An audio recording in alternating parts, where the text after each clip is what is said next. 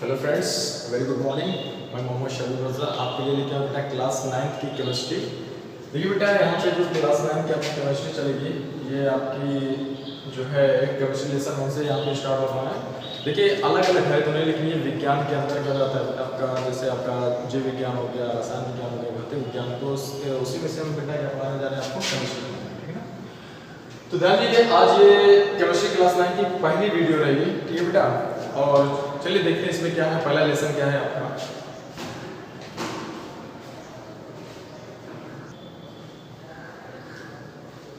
तो बेटा ध्यान ये देना है कि हमारा लेसन 1 जो है केमिस्ट्री क्लास 9 का, वो है हमारे आसपास के पदार्थ, मैटर इन आवर सराउंडिंग। तो बेटा यहाँ पे देखिए, सबसे पहले हम बात कर रहे हैं कि ये जो कह रहा है, ये क्या कह रहा है? ये कह रहा है कि हमारे आसपास के जितने भी पदार्थ वो किस तरह के हैं, कैसे हैं, दिखने में कैसे, क्या रंग है उनका, क्या कलर है, क्या प्रकृति उनकी। ठीक है बेटा, ये से बताना। तो सबसे पहले हम जानते हैं पदार्थ होता क्या है। सबसे पहले बेटा हम जानते हैं पदार्थ होता क्या है। फर्स्ट हेडिंग है इस लेसन की, इस लेसन की पहली हेडिंग बेटा पदार्थ। आप डालिएगा पहली हेडिंग पदार्थ, जिसे हम द्रव्य भी कहते हैं, जिसे हम द्रव्य। बेटा ध्यान दीजिए, द्रव और द्रव एक जैसा है, लेकिन आप लोग ध्यान दीजिएगा, पदार्थ इसे हम द्रव्य कहते हैं, इसे इंग्लिश में कहते हैं मैटर। देखिए क्या होता है बेटा पदार्थ, कह रहा है कि वह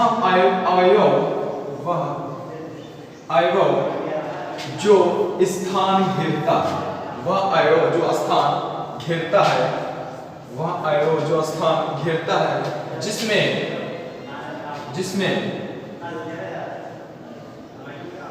द्रव्यमान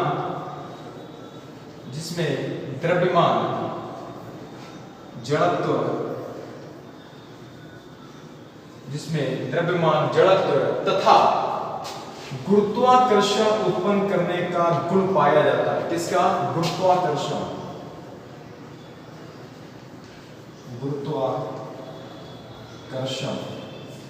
उत्पन्न करने का गुण पाया जाता है, उसे पदार्थ कहा जाता है। ध्यान दीजिए बेटा, इसको आपको लिखना कैसे है, लिखिएगा कि वह अवयव जो स्थान घेरता है, जिसमें द्रव्यमान तथा जड़त्व होता है और जो गुरुत्वाकर्षण उत्पन्न करने का गुण पाया जाता है, उसे क्या कहते हैं? पदार्थ कहते हैं। ठीक है बेटा, ध्यान दीजिए, आपको लिखना कैसे है कि लिखिएगा कि वह अवयव जो स्थान घेरता है, जिसमें द्रव्यमान तथा जड़त्व और गुरुत्वाकर्षण उत्पन्न करने का गुण पाया जाता है, उसे पदार्थ कहते हैं। आप पहले हेडिंग डालिएगा, उसके बारे में लिख जाइएगा।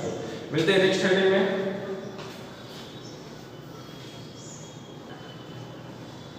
ध्यान दीजिए बेटा, उसे क्या कहते हैं? पदार्थ कहते हैं।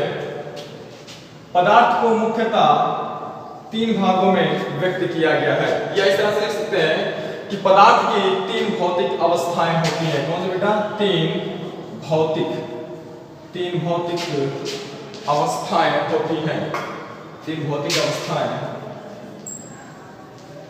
अवस्थाएं होती, कौन कौन सी? ठोस, द्रव, गैस।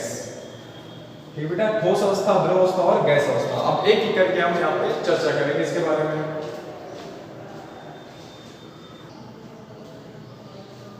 देखिए बेटा, फर्स्ट हेडिंग है ठोस अवस्था, सॉलिड स्टेट। देखिए क्या होता है, इसमें लिखना है आपको किस तरह से है कि वह पदार्थ जिसके, ध्यान दीजिए बेटा, कि वह पदार्थ जिसके अणुओं के बीच की दूरी, इसके अणुओं के बीच की दूरी कम होती है। क्या होती है बेटा? कम होती है। क्या चीज? अणुओं के बीच की दूरी क्या होती है बेटा? कम होती है, तथा जिसके बीच आकर्षण बल का मान, जिसके बीच आकर्षण बल का मान सबसे ज्यादा होता है या अधिक होता है, तथा जिसका आकार व आयतन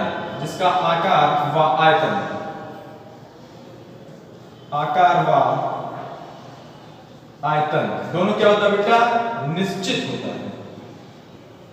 दोनों क्या होता है, निश्चित होता है, उसे हम क्या कहते हैं बेटा, ठोस कहते हैं। देखिए आप परिभाषा एक समझ लीजिए और उसी के हिसाब से आप तीनों लिखिएगा। ध्यान देना ये है कि ठोस अवस्था क्या होता है, सॉलिड स्टेट, यानी कि वह पदार्थ जिसके अणुओं के बीच की दूरी कम होती है तथा जिसके अणुओं के बीच आकर्षण बल का मान अधिक होता है तथा जिसका आकार व आयतन दोनों निश्चित होता है, उसे हम ठोस अवस्था कहते हैं। जैसे लकड़ी का गुटका, जैसे लकड़ी का गुटका आपकी ईंट हो गई, ठीक है बेटा, आपका बर्फ हो गया, ये एग्जांपल में आप लिख जाइएगा, ठीक है ना। अब मिलते हैं, ये हो गया ठोस हो गया। अब देखते हैं बेटा आपका द्रव, क्या चीज, द्रव। द्रव में आपका होता है लिक्विड,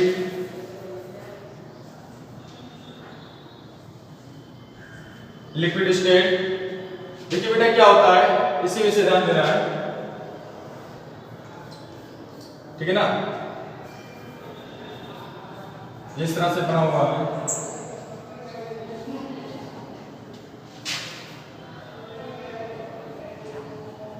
ये अधिक हो गया, ये बल क्या होता है, कम, ठीक है ना। जिनका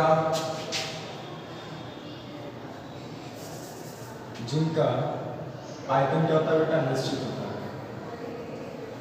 निश्चित, आकार क्या होता है, अनिश्चित। देखिए आपको लिखना क्या बेटा, आप लिखिएगा नेक्स्ट हेडिंग में पॉइंट नंबर 2 में, द्रव अवस्था लिक्विड स्टेट में होता क्या है कि वह पदार्थ जिनके अणुओं के बीच की दूरी अधिक तथा जिनके अणुओं के बीच आकर्षण बल का मान कम होता है और जिनका आयतन निश्चित तथा आकार अनिश्चित होता है, उसे हम क्या कहते हैं बेटा, द्रव अवस्था कहते हैं। यहां लिखने के बाद आप लिखिएगा, जैसे एग्जांपल में लिखिएगा जल यानी पानी, तेल, ठीक है ना बेटा, ये एग्जांपल डाल दीजिएगा। उसके बाद हम देखते हैं गैस अवस्था, द्रव समझ में आ गया बेटा। उसके बाद आप लिखते हैं गैस अवस्था, देखते जाए।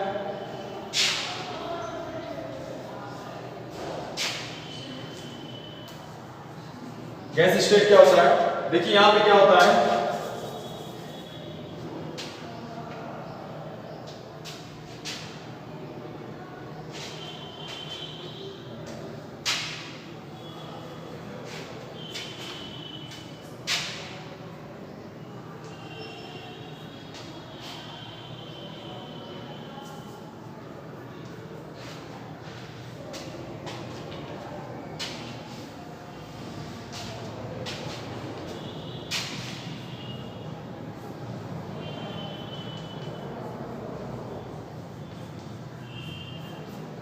ध्यान दीजिए बेटा,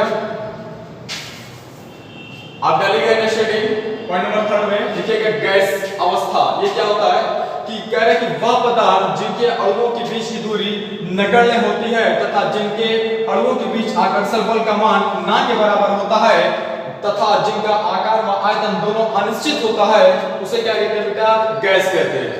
एग्जांपल में लिख जाइएगा, उसे गैस कहते हैं। एग्जांपल में लिख जाइएगा ऑक्सीजन, O2, हाइड्रोजन, ETC डाल दीजिएगा, ठीक है ना बेटा, ये हो गया। और एक नोट लिखिएगा आप लोग एक नोट लिखिएगा कि गैस को जिस बर्तन में रखा जाता है,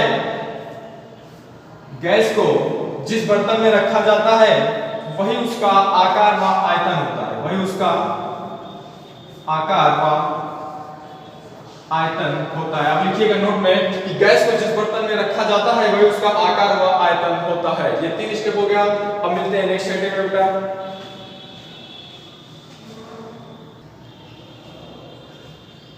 ध्यान दें बेटा, नेक्स्ट हेडिंग है आपका ताप का पदार्थ पर प्रभाव, effect of heating on substance. देखिए इसका मतलब क्या है कि जब हम किसी पदार्थ पर कोई ताप डालते हैं या ताप डाला जाता है, चाहे वो इसका टेम्परेचर माइनस में कर दिया जाए या पॉजिटिव में कर दिया जाए, तो उस पदार्थ की क्या क्वालिटी होती है, मतलब क्या चेंजिंग होती है, पदार्थ में क्या चेंजिंग होती है, क्या बदलाव होता है, उसी के बारे में यहाँ पे चर्चा करना है। तो यहाँ पे मिलते हैं पहले हेडिंग में जो आपका है गलना। पहली डिफिनेट आपकी गलनांक। देखिए गलनांक क्या होता है? मेल्टिंग पॉइंट,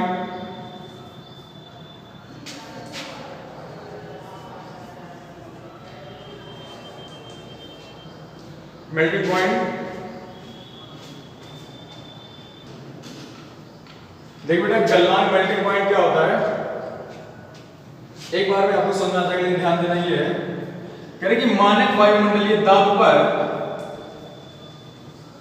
मानक वायुमंडलीय दाब पर, इस पर बेटा मानक वायुमंडलीय दाब पर जब कोई पदार्थ, ध्यान दीजिएगा, कह रहे कि मानक वायुमंडलीय दाब पर जब कोई पदार्थ जिस निश्चित ताप पर, ताप कैसा बेटा? निश्चित। कह रहे कि मानक वायुमंडलीय दाब पर जब कोई पदार्थ जिस निश्चित ताप पर ठोस अवस्था से द्रव अवस्था में परिवर्तित हो जाता है, तो उसे क्या कहते हैं बेटा? उस घटना को गलनांक कहते हैं। ध्यान दीजिएगा, आपको लिखना कैसे है? गलनांक हेडिंग डालिएगा, उसमें लिखिए मेल्टिंग पॉइंट, उसमें लिखिएगा कि मानक वायुमंडलीय दाब पर जब कोई पदार्थ जिस निश्चित ताप पर ठोस अवस्था से द्रव अवस्था में परिवर्तित हो जाता है, इस क्रिया को या इस घटना को हम गलनांक कहते हैं। एग्जांपल में लिख जाइएगा आप लोग, बर्फ से द्रव का बनना। ठीक बेटा, नेक्स्ट पॉइंट देखते हैं, समझ में आ गया? नोट कर लीजिएगा। गलनांक के बाद आता है आपका हिमांक।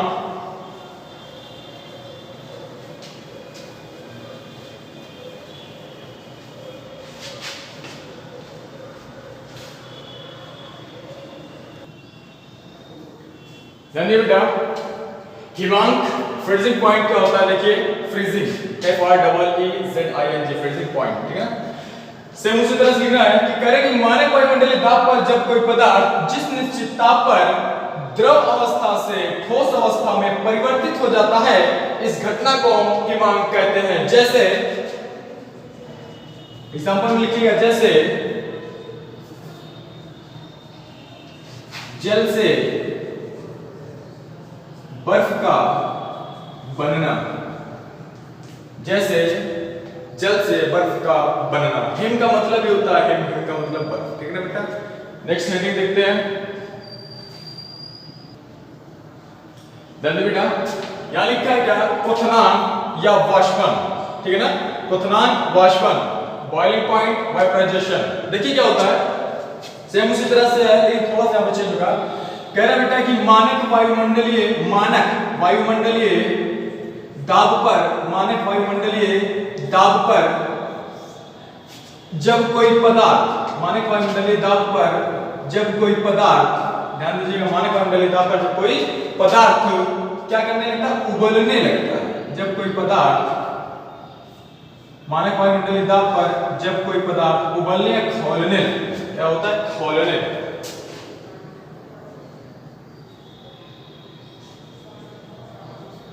या उबलने, ध्यान दीजिए बेटा।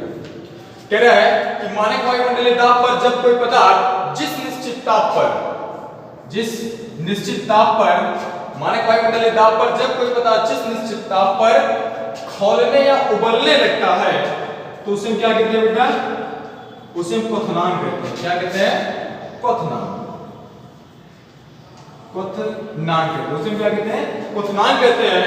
और जब और अधिक ताप दिया जाता है, उसमें लिखिएगा नेक्स्ट में थोड़ा सा उसके बाद लिखिएगा कि और जब अधिक ऊष्मा दी जाती है या और अधिक ताप दिया जाता है, तो वाष्प में परिवर्तित होने लगता है। किसमें? वाष्प में परिवर्तित होने लगता है। इसी घटना को क्या कहा जाता है बेटा? वाष्पन कहा जाता है। ठीक है, आपको परिभाषा थोड़ा सा पढ़ी होगी, ध्यान देना फिर से। क्योंकि मानक वायुमंडलीय दाब पर जब कोई पदार्थ जिस निश्चित ताप पर उबलने या खौलने लगता है, तो उसे हम क्वथनांक कहते हैं। और अधिक ऊष्मा देने पर जब यह वाष्प में परिवर्तित होने लगता है, इसी घटना को हम वाष्पन कहते हैं। ये दोनों आप लिख जाइएगा, ठीक है ना। क्लियर? एग्जांपल मिलती है पानी का खौलना, पानी का खौलना, फिर वाष्प में बदलना। ठीक है, ये एग्जांपल डाल दीजिएगा। क्लियर? मिलते हैं नेक्स्ट हेडिंग में। ध्यान दीजिए बेटा, नेक्स्ट हेडिंग आपकी द्रवणांक संघनन। द्रवणांक मिल जाए या संघनन मिल जाए तो दोनों की परिभाषा एक है। लिखिएगा, इंस्पाइस्टेट है। देखिए क्या है ये, कह रहा है इसी तरह से कह रहा है कि मानक वायुमंडलीय दाब पर, मानक वायुमंडलीय दाब पर जब कोई पदार्थ जिस निश्चित ताप पर, जब कोई पदार्थ जिस निश्चित ताप पर वाष्प अवस्था से द्रव अवस्था में, वाष्प अवस्था से द्रव अवस्था में परिवर्तित हो जाता है तो इस घटना को क्या कहते हैं बेटा? द्रवणांक या संघनन कहते हैं। ध्यान दीजिए, वाष्प जो रहती है, यानी आप देखिएगा कि वायुमंडल में जो नमी पाई जाती है वो क्या रहती है? वाष्प की बूंदें रहती है ना। वही कह रहा है संघनन के कारण बारिश होती है बेटा। ध्यान दीजिएगा, कह रहा है कि वायुमंडलीय दाब पर जब कोई पदार्थ जिस निश्चित ताप पर वाष्प अवस्था से द्रव अवस्था में परिवर्तित हो जाती है तो इस घटना को हम क्या कहते हैं? वाष्पन या संघनन कहते हैं। और संघनन के कारण ही बारिश होती है। ठीक है ना बेटा? यहां पर लिखिएगा, एग्जांपल डालेंगे इस तरह से, जल, वाष्प, फिर जल, इस तरह से लिखिएगा। ठीक है ना? लिखिएगा कि वाष्प से जल का बनना। आप इसको लिख जाइएगा।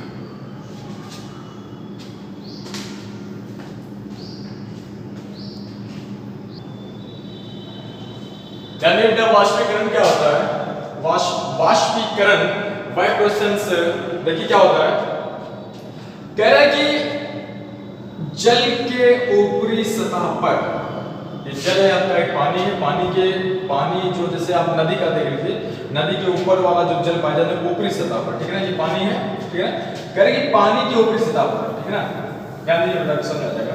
कह रहे कि जल के ऊपरी सतह पर स्थित या उपस्थित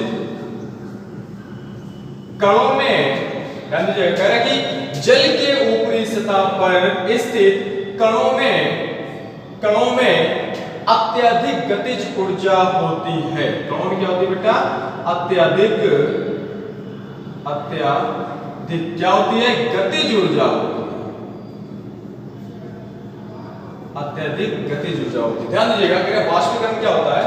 कह रहा कि जल की ऊपरी सतह पर स्थित कणों में, किसमें बेटा?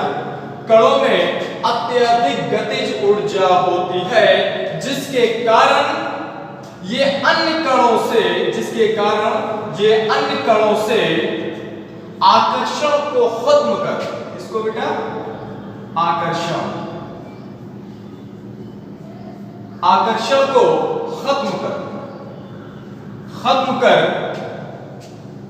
उड़ जाते हैं। आकर्षण को खत्म कर क्या होते हैं? उड़ जाते हैं, वायुमंडल में चले जाते हैं। और इसी घटना को हम क्या कहते हैं बेटा?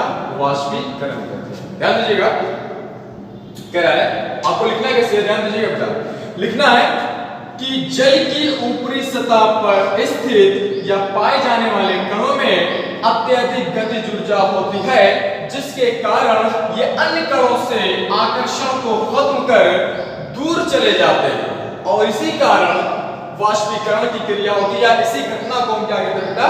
वाष्पीकरण कहते हैं। ठीक है ना? आप लिख लोगे और नहीं लिखोगे, ध्यान देना है लिखना कैसे है कि कह रहा है कि जल के ऊपरी सतह पर पाए जाने वाले कणों में अत्यधिक गतिज ऊर्जा होती है जिसके कारण ये अन्य कणों से आकर्षण को खत्म कर उड़ जाते हैं और इसी घटना को हम वाष्पीकरण कहते हैं। क्लियर हो गया बेटा? आप लिख लीजिएगा और जो नहीं समझ आएगा उसे आप जरूर बताइएगा। मिलते हैं नेक्स्ट। धन्यवाद बेटा, ये हेडिंग जो बहुत इंपॉर्टेंट आपको क्लास में मिल सकती है। कह रहा है ऊर्ध्वपातन, सब्लिमेशन क्या होता है, ध्यान दीजिए। कह रहे कि साधारण ताप पर जब कोई पदार्थ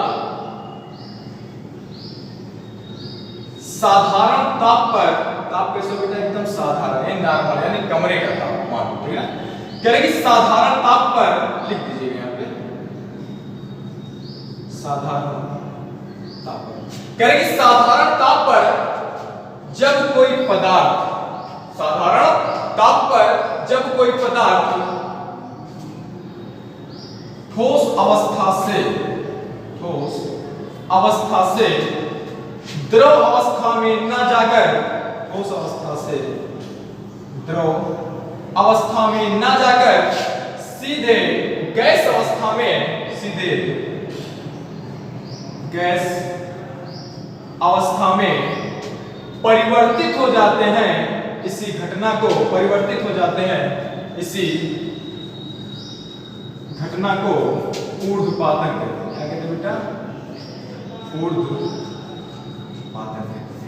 ध्यान दीजिएगा, फिर से लिखना है आपको, लिखना है ये बेटा कि साधारण ताप पर जब कोई पदार्थ, साधारण ताप पर जब कोई पदार्थ ठोस अवस्था से द्रव अवस्था में ना जाकर सीधे गैस अवस्था में परिवर्तित हो जाते हैं, इस घटना को ऊर्ध्वपातन कहते हैं। एग्जांपल में आप लोग लिखिएगा कपूर, दूसरा एग्जांपल लिखिएगा अमोनियम क्लोराइड, अमोनियम क्लोराइड, इसी का नाम है नौसादर,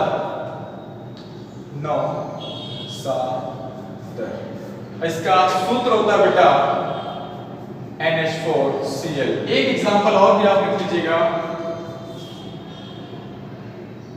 फिनाल्फथैलीन,